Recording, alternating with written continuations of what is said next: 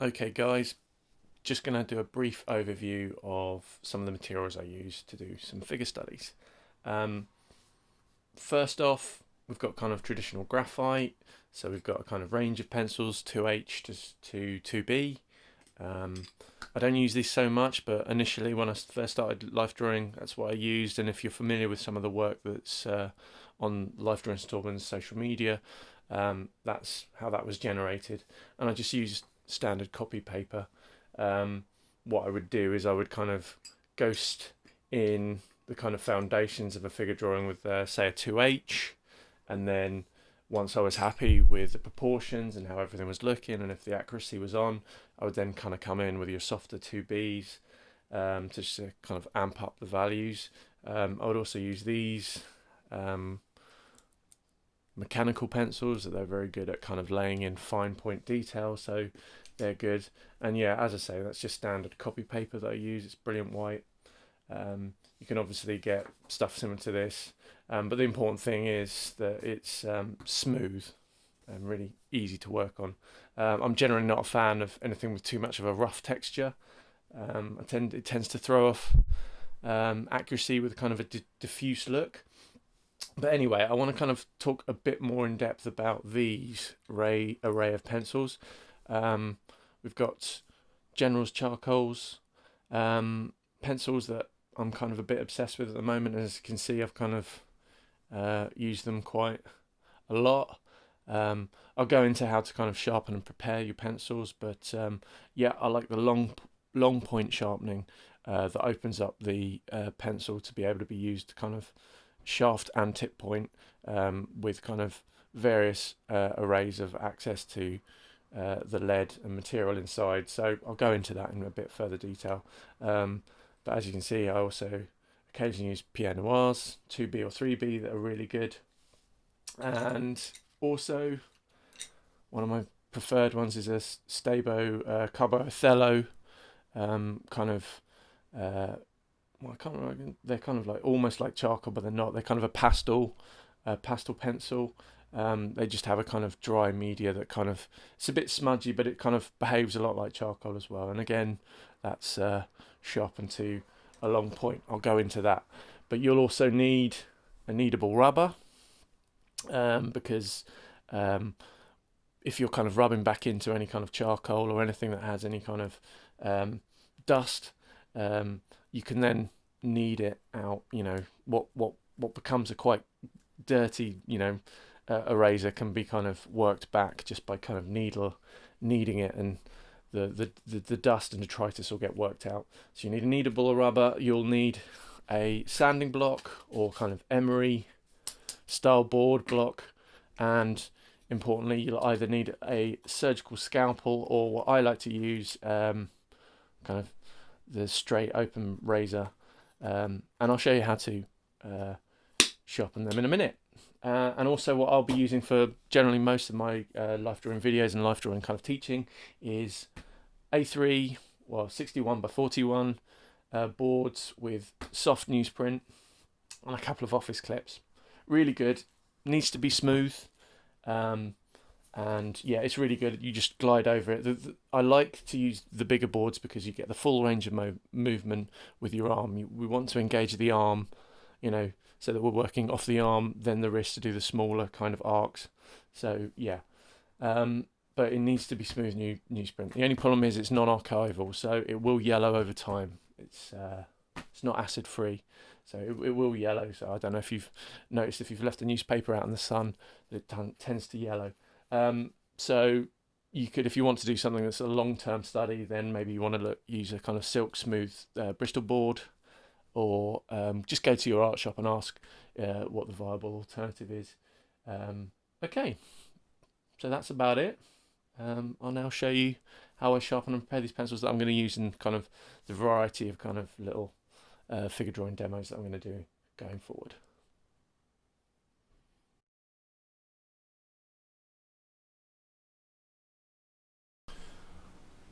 Okay, so sharpening. So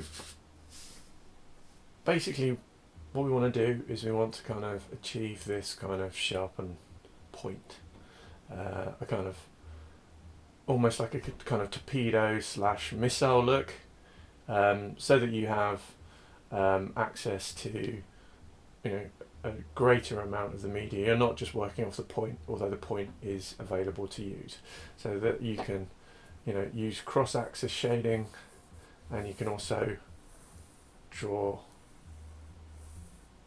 using the shaft of the media. So this is what we're going to concentrate on, and I'm going to show you quickly. Well, I don't know about quickly because it can take quite a while to sharpen one of these pencils, but once you've got it started, once you've got to do it, you can just easily maintain it and keep that point just by kind of keeping on top of it, keeping it kind of smoothed out. So that's the Pierre Noir that I just kept sharpened, and now I am going to show you how to achieve that. So as you see, this has come kind of factory sharpened. What you might find is it takes a little bit of a knack to kind of sharpening, so you might break the pencil when you do it the first couple of times. Don't worry too much. Just get a sharpener and sharpen the point back, because don't try and kind of make the point yourself with an eraser or this razor. It's just going to take ages, and yeah, I mean, if it's all possible, start with a new pencil and then try and rescue those broken ones later in the day. But I'm just going to quickly show you how to do it. So safety wise, you don't want to be moving the razor. What you want to be doing is keeping this hand kind of almost stock still, and you want to be pulling the pencil back across the razor blade. So you're not flicking with this, you're just keeping it stock still. And you're going to have to bear with me because I'm kind of looking through the viewfinder of the camera and kind of trying to sharpen at the same time. So yeah, I'm just pulling and twisting with this hand, twisting with the fingers and kind of pushing against the thumb at the back of the razor blade. And I'm just twisting it around. Okay. And I'm just going to basically whittle this laminate off. And you want to go quite far down, because as you noticed with the sharpened pencil, we are exposing quite a lot of the head of the pencil. So yeah, gouged a little bit too much there. Got to take it, don't rush it. A little bit too much there again, but not quite enough. You've made a mistake if you gouge out a bit of the wood. So just take it easy. I'm kind of rushing a little bit. I'll be able to sharpen it. I'll be able to rub it out with a bit of sandpaper, so that's all right. I'm starting to get rid of that kind of little bump that was the factory sharpening. And I'm soon going to expose a bit more of the tip of the pencil. You can see I've got a gouge out there. That's a little bit of a misstep. It's not too bad that I can't kind of correct it at this stage. Kind of rushing a little bit because I want to get this done. If I have to speed it up, I'll speed it up, because you don't want to watch me forever. It takes about 10 minutes maybe to do one of these.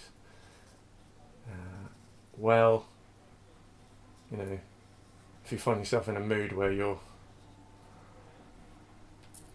want to take a break from drawing, maybe sharpen a couple of pencils. Oh yeah, fun, eh? Spending a night in sharpening pencils. Beats washing your hair, I guess. And I'm gonna take that down a bit more. Just working it down. Giving the hand limber, getting a little bit tense. Not used to performing on camera. Ooh, a little bit of gouge out there. Yeah, still taking a little bit too much. Try and... It's alright, I'm not taking enough that I can't kind of correct it with a bit of sanding. So I'm getting the right kind of length on there. It's getting to a point where enough of the laminate of the pencil's taken off. Oof, that's a bit too much. You can feel when you've taken a bit too much off. You've got too far under the wood. You just want to be kind of making little scrapings. It's alright, I'm going to be able to.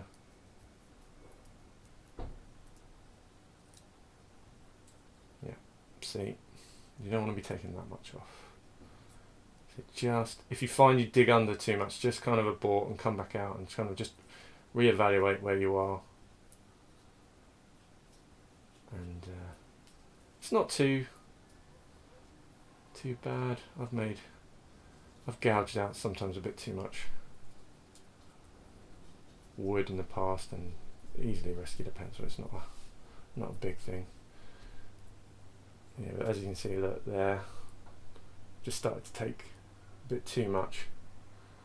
Yeah, that's a bit of a misstep. I'm going to just quickly equal this off. Get it? Yeah. See, that's just taking that off. I'm going to just equal it out so that it's a bit smoother so that I know where I am, and then I'm going to take off more of the wood.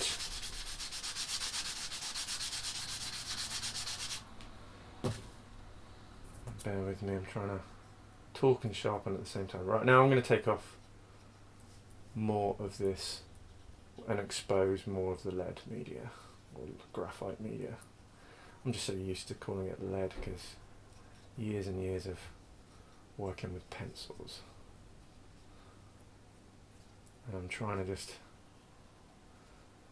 see, not got my potassium hit today, so hand dexterity. Just limbering out with it. And you don't just take it really slowly, taking off tiny amounts, tiny shavings. Gets closest I'm going to get to safe cracking this in terms of tension.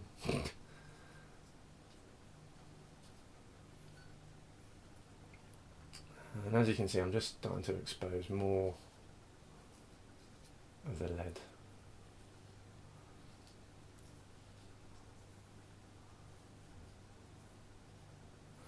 And this pencil is unusual in that it doesn't have, what you might find is the lead might have a shine to it, and that's the glue that, yeah, I'm hitting a bit of a groove here. Right, now what I'm going to do is, now that I've exposed more, I'm going to cut it a bit further down, because what you want is you want a kind of like, you want it to be kind of like straight so that you can hold it flat against the page. That'll kind of make sense when you get kind of used to drawing this way. Yeah, see where I gouged out a little earlier, this is going to be hard to not damage the pencil there. Well, it's good that I've done a bit of a misstep because you might experience the same thing. It's a bit gristly, you can see that it's all kind of smooth around there, and then you can just start to see the grain, side grain of the thing there. And if that happens, try and smooth that out. And as I say, hopefully, I'm glad it's happened here because, well, I'm not glad, that's the wrong word to use, but it does happen. You just notch into the, you try and avoid notching too deep into the wood. So I'm going to try and smooth that out. See if I can do that. Turning and twisting, turning and twisting. But as you see, we're getting there. We're not too far away. Honestly, this might seem like a lot of effort to go to, but I think it's worth it. I think it's worth it.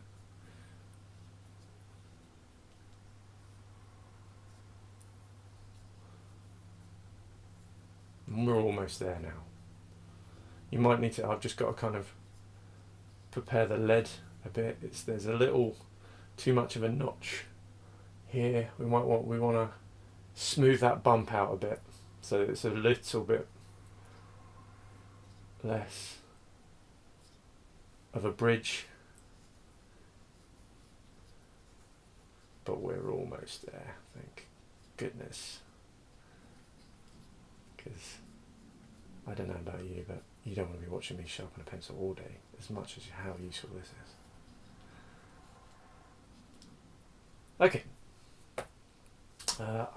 So I'm going to kind of try and just smooth out the lead a little bit more so that it's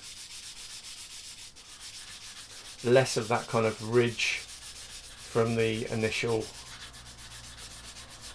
factory sharpening, and I'm just kind of pushing it up and twisting, and that should smooth out the kink. Yeah, you see that? So that kink's starting to be removed from that ridge there, and it's starting to look a bit more kind of torpedo like. I'm not a submarine commander. I'm not obsessed with torpedoes. Okay, so you should end up with something like that. The last thing you might want to do is just you're going to want to get rid of this dust on here, so get a cloth. I have not prepared a cloth. How terrible of me. Not even my... Anyway, here we are. What can we find? What can we find to do that? Was sweatband, just to get rid of some of that leftover dust that might be on there. You can prevent that happening by having slightly cleaner abrasive material. But yeah, that should now be ready, and you should be able to kind of access the side of the shaft there and lay a nice even texture using the side of the pencil there. Okay, alright, thanks guys. We'll move on to more drawing demos.